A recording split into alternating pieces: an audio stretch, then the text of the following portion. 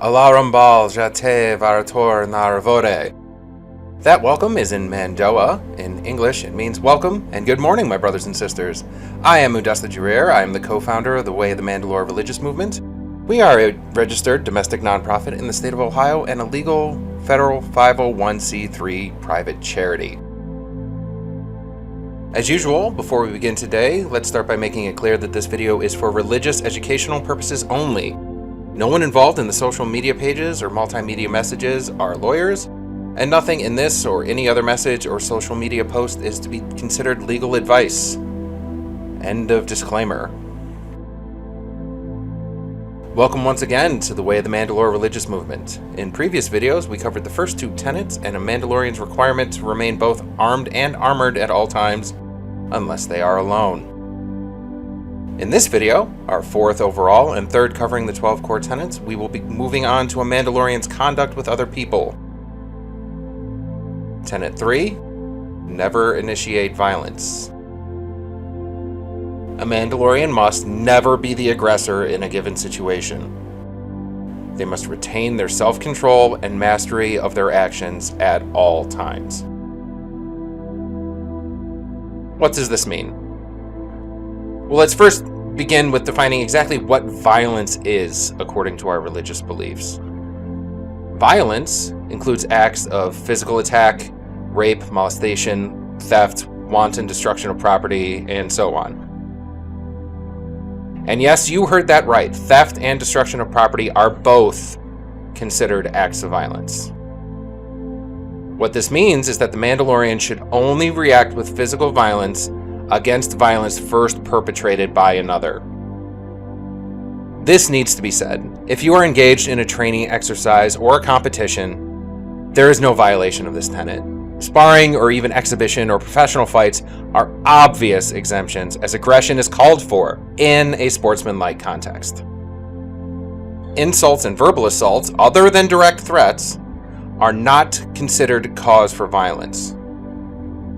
Likewise, a Mandalorian must refrain from making threats or even joking about committing violence upon those who have committed no act of violence themselves, or who haven't made direct and immediate credible threats. And yes, this includes online. That being said, a Mandalorian must restrain themselves to use only the amount of force necessary to end the threat. Now, this is not in reference to any use of force continuum or policies pertaining to escalation of force in response to a threat.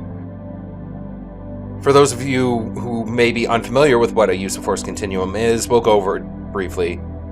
Essentially, it is a system designed for specific personnel to dictate how much force they can use in a situation depending on the circumstances.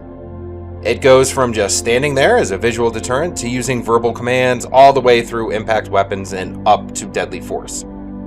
This is not what restraint means for us. A use of force continuum means that you are allowed to respond with one level above the threat perceived in a situation. For example, a threat of bare hands being met with an impact weapon, or the threat of brandishing a weapon being met with deadly force, and so on. That's not at all what this tenet means for us as Mandalorians. It must be said that avoidance is the first option. Sometimes the force necessary is none. Remember that. Best defense is no be there. You mean don't be there? As the unknown author said, walk a mile to avoid a fight, but when one starts, don't back down an inch. And that's a pretty good assessment of how we as Mandalorians are to act when confronted with a potentially violent situation.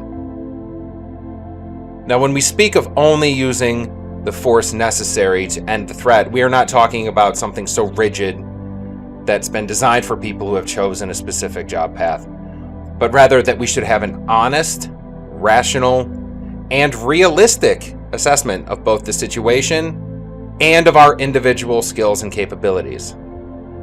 Know yourself and your skills, and more importantly, your limitations. And don't go out looking for an excuse to use them. A Mandalorian stands ready for conflict, but does not seek it out. That being said, a Mandalorian need not necessarily wait for physical violence to occur before acting, providing that the aggressor is physically present and has issued direct threats or is obviously seeking conflict or attempting to initiate violence. Say, for an example, an individual approaches you with a threatening posture, with his fists balled, and he's uttering threats against you or someone else. In keeping with this tenet, you are not restricted to impact weapons as you would be in a use of force continuum. Depending on your individual ability, you may or may not be capable of ending the threat using an impact weapon, traditional or otherwise. But simply drawing your firearm and giving loud and clear verbal warnings could be enough to make the aggressor back down, thus ending the threat.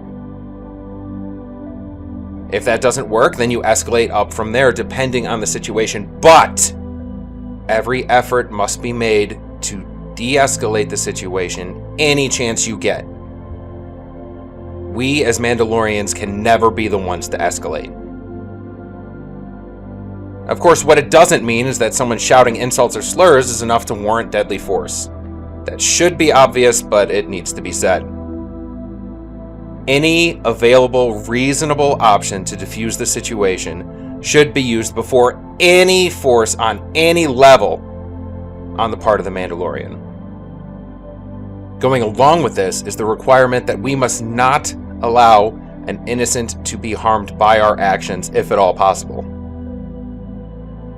As stated in the basic rules of firearm safety, you must not only be aware of your target, but what is also in your line of fire. Some situations are unavoidable. We're aware of that. Some fights can't be avoided, but we're not to go out looking for them. If a Mandalorian finds themselves in a situation where they are surrounded by an overwhelming number who are acting in a threatening way, the Mandalorian is fully within their rights, in keeping with the way, to use whatever force necessary to escape to safety. Being held against your will is violence and must be treated as such.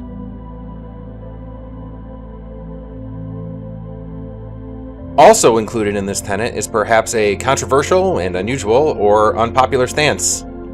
The prohibition regarding initiating violence also applies to those who are, quote, just following orders. If you are in a position where your current job is one where you are called upon to initiate violence as defined under this tenet, you cannot call yourself a keeper of the way.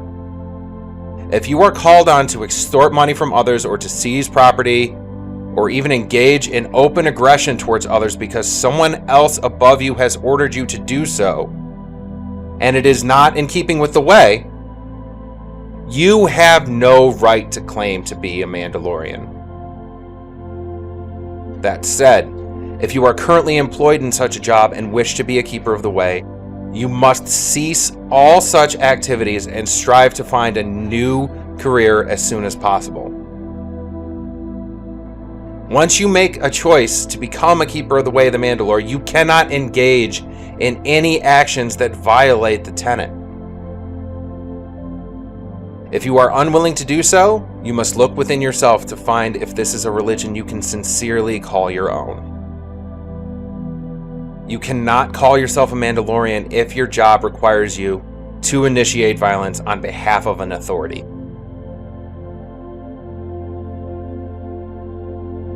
Good soldiers follow orders. How often have we heard that phrase within the fictional universe? How many times have we heard it in real life?